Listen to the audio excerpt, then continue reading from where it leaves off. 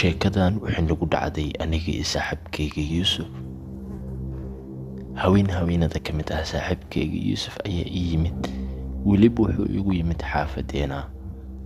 haweennimadkii wuxuu iga dalbaday saaxiibkayga inaan isla dheelno game. anigana aad iyo aad ayaan u xiiseynayay in game aan dheelo.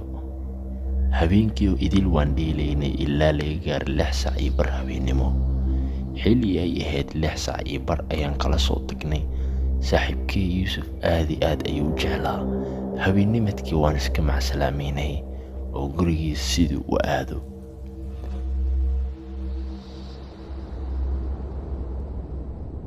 markaan ka soo tegay saaxiibkii ayaan albaabka waxaan ku arkay in gadaashiisa ay taagantahay qof aanan garan karin. markaas aad iyo aad baan u baqay oo maanan ku ogin guriga in dad ku joogay in kale, laakiin waxaa huba in asaga uusan ogin, wuuna iska qoslay. aniga aad iyo aad ayaan u naxsanaa, waan isaga soo dhaqaaqay meesha oo idil. xoogaa markaan sii socday ayaan waxaan Ilaah ka baryay in wixii hadda aan arkay in aan dib u arkin. mar waliba waxaan ka naxay nal meesha ka daaran oo biriq dhahay. cabaar marka aan socdo waxaan Ilaah ka baryay in Ilaahay uu badbaadiyo si aan u arkin waxaan hadda arkay oo kale.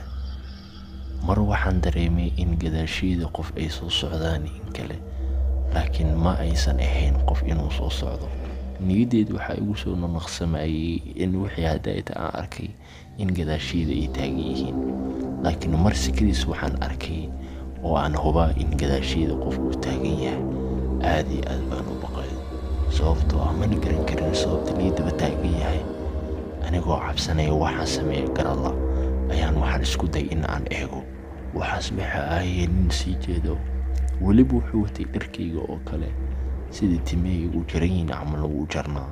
aad iyo aad baan ula yaabay oo waxaan isdhahay qofkan adiga aad iyo aad buu kugu egyahay, wuxuu yahay. anigoo raba in aan arko ayaan waxaan isku dayay, weliba si geesanimo leh ayaan gacanta ugu taagay. Ilaahay waxaan ka baryayay in waxaan ay noqdaan wax caadi ah, laakiin mar sikadiis waxaan ugu naxay wejigiisa aad siduu u foolxun badnaa.